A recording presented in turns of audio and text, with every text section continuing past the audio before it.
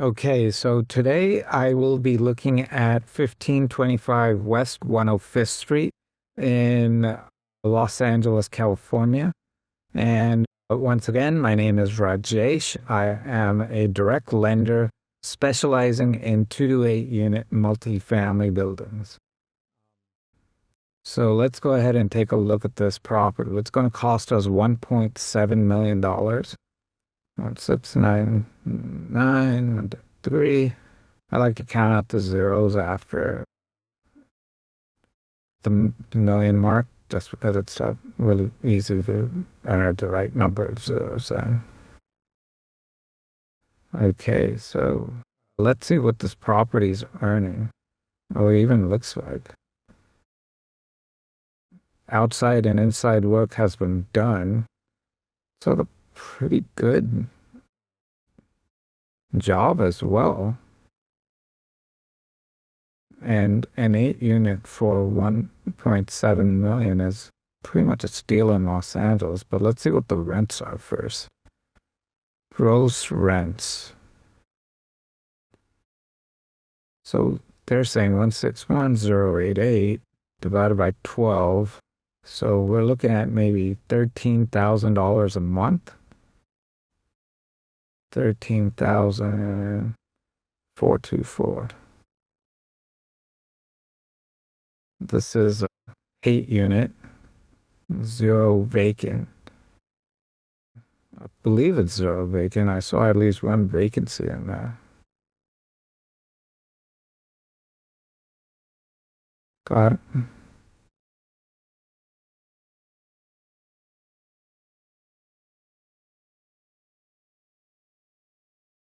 So anything about this property, whether it's vacant or not. This is actual rents from 2023. Vacancy loss doesn't mention that at all. But clearly the photos show a vacant apartment. So they're either selling it empty and basing that off of market rents, or that photo was taken before it was booked, before it was rented.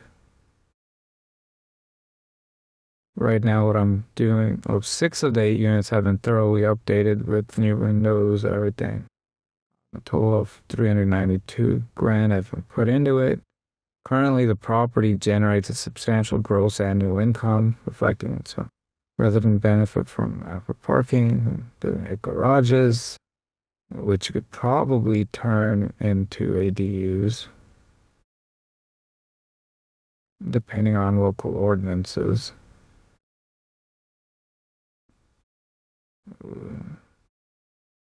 So they're saying you can get permits for 2 more ADUs, turning it into a 10 unit.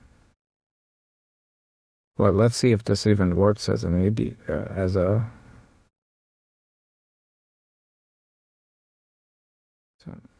zero there. Property taxes. Okay, so property taxes, roughly that much, roughly that much. Let's see, any common area expenses. Right now, operating expenses are 56,000 a year. I'm wondering what that's from. So let's do that math for here. 1770 times, well, let's go ahead and add 733 to that. That's just the insurance. Times 12 is 30,000. So they're still spending $26,000 here.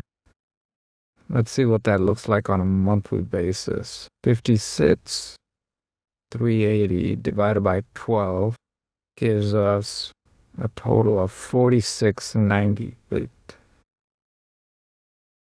4698 minus 13,424 should give us 87. This is actually reporting 1,000 lower 975, 950, somewhere in there, a little bit lower.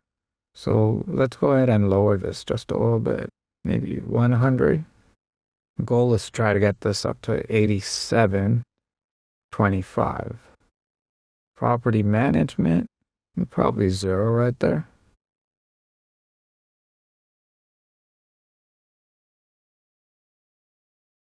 175. Maintenance, probably for maybe $50. So then 30. Close to that, all right? No, still $50 over. $54 over. Where can I subtract $54 from? Probably that. Trash. 121. Oops. Add something. Yeah. Oops. Let's see here. 225.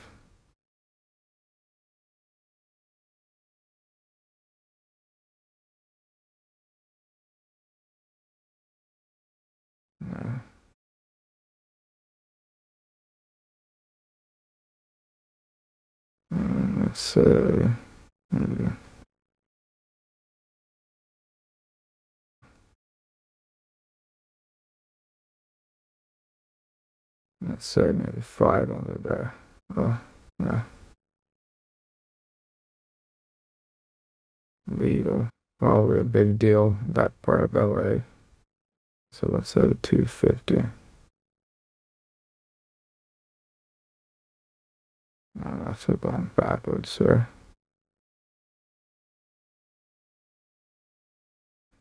My mind's not really focused right now. Sorry about that. So I need to get rid of that. There we go. Perfect. Close enough.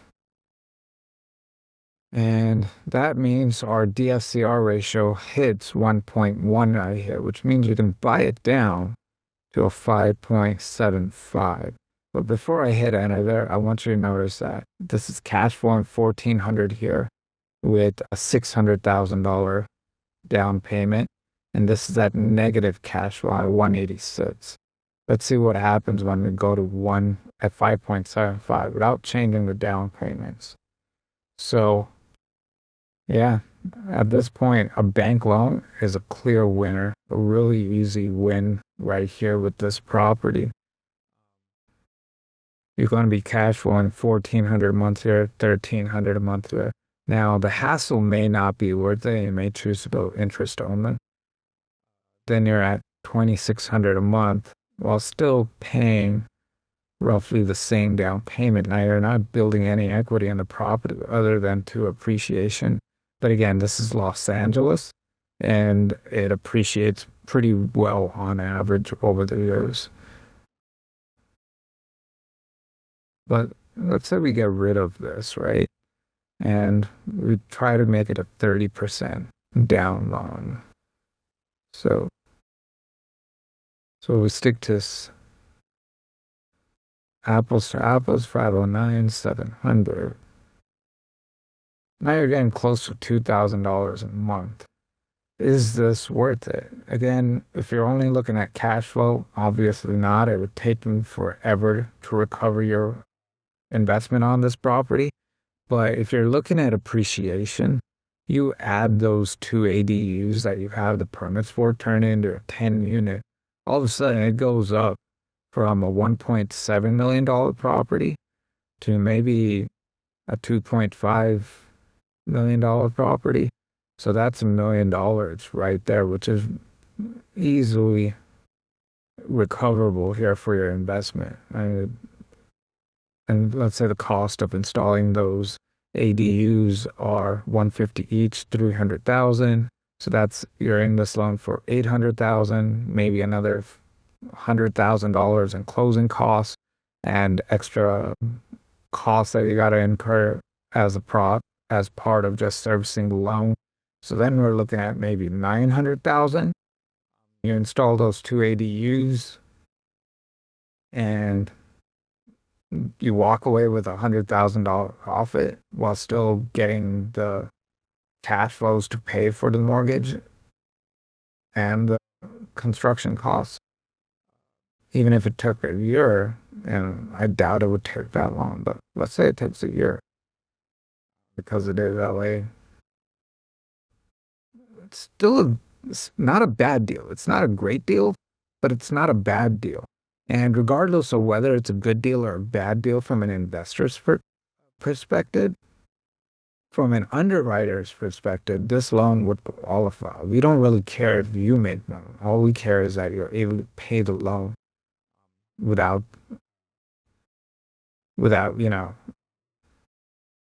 the rents cover the loan, basically, the cost of the loan, monthly service, and that's all we care about.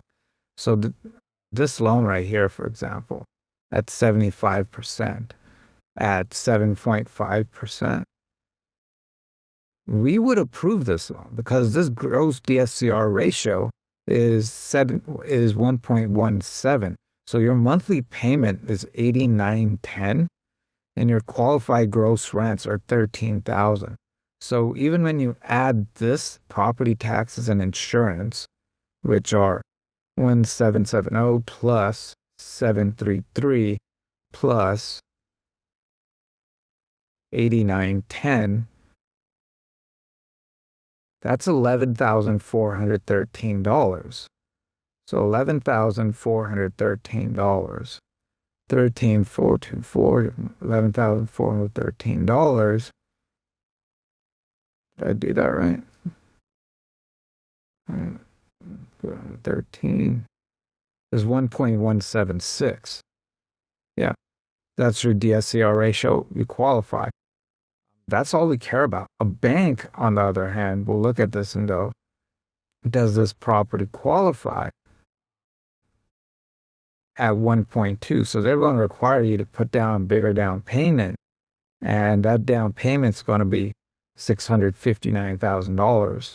This is 424. So you got to put down $225,000 more. And yeah, you'll be cash flowing.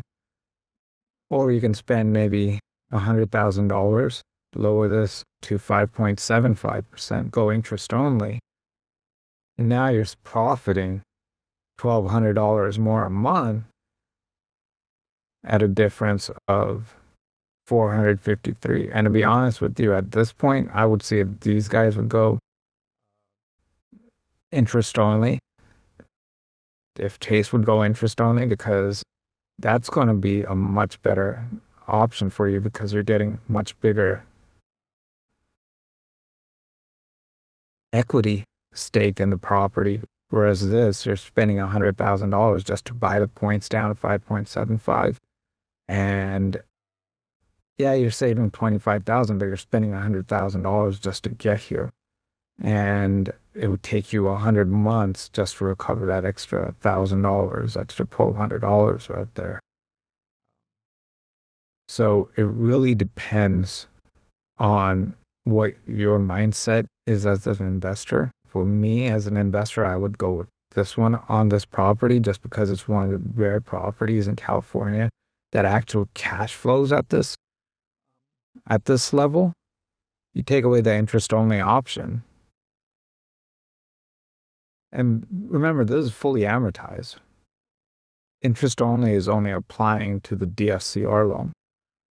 The bank loans, I'm pretty sure, do interest only options as well. And on this property, it's one of the few properties that might be worth it on. Anyway, that's all I got for you.